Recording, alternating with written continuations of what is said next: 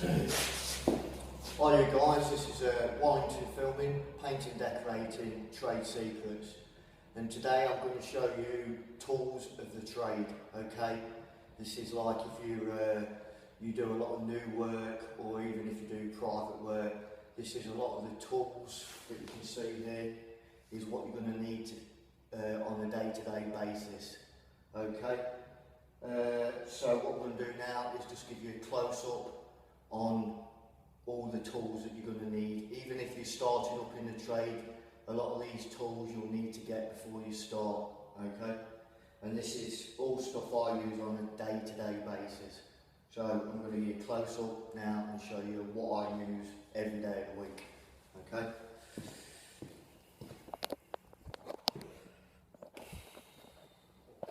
The first piece of equipment that you are going to need as a painting decorator is a flask. Do not come to work or do any work whatsoever without your cup of tea and your container for your milk. That is like a must. Okay, right, joke's over. Right, here's a piece of kit you need. What we've got here is a 15-inch roller sleeve, cage and a pole. That's an adjustable pole. Okay, a lot of other guys use 9 inches, 12 inches. But if you want to like roll walls and ceilings the fastest way, that's the size you're going to want. 15-inch roller cage and sleeve, and like I say, adjustable roller pole. You've also you've got a scuttle or roller tray to fit that particular roller. There you've got just a standard one for just doing small jobs. If you are on a building site, you're going to need a high-vis, hard hat, steel toe cap boots, okay, knee pads and overalls.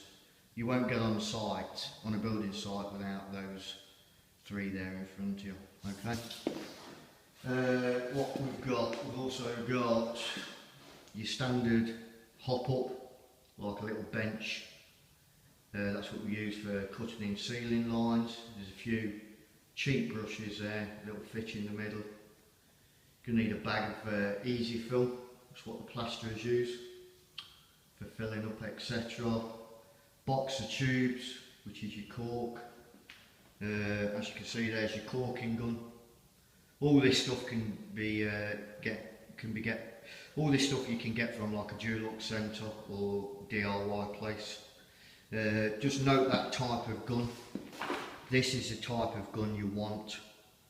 This one will last quite a long while. Don't get the ones where you've got like a cage going round there. They're just no good. That is the type of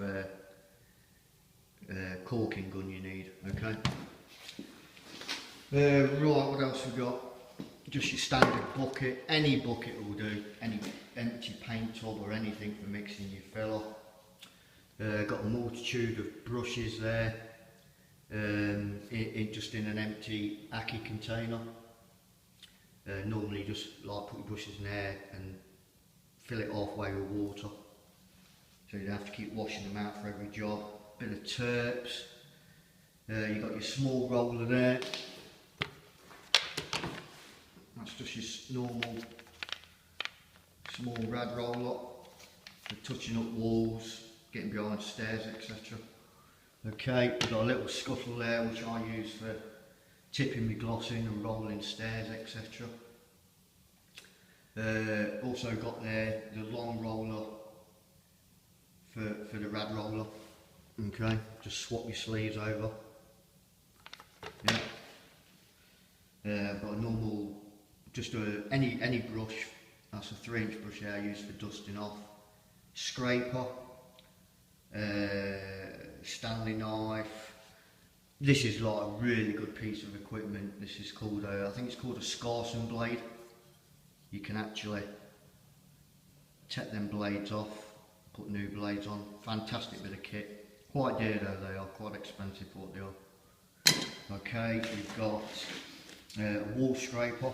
This is actually used for scraping all the what we call the snots, which are like little bits of plaster that's splashed on the wall when they've been skimming the houses out.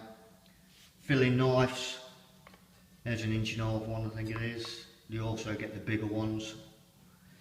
All these, especially this piece of kit here and this one, watch it, because the more you use it, the sharper it gets, and you can slice your fingers open with that. Right, what else we got?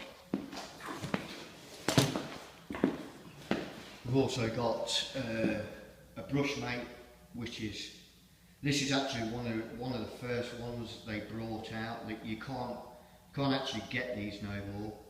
You can get the brush mate boxes, but you can't get this steel one like this.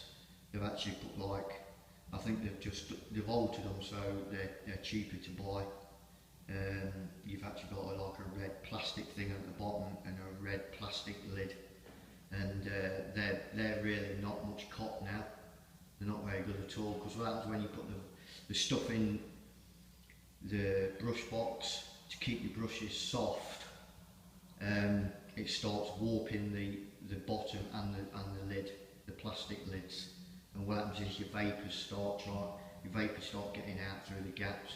Like I say, this is one of their first ones that they brought out, and if any of the people that watch this video actually own Brushmate, you know, they really ought to start making them like this again. So what happens is you got like a steel lid here, okay, perfect, brilliant, lot better than what they do now. And there you see all my brushes in there, and there's a little container down there which the liquid goes into. Keep your brushes soft. What I tend to do is when I finish using a brush, I just wash it out a little bit in terps and put it back in.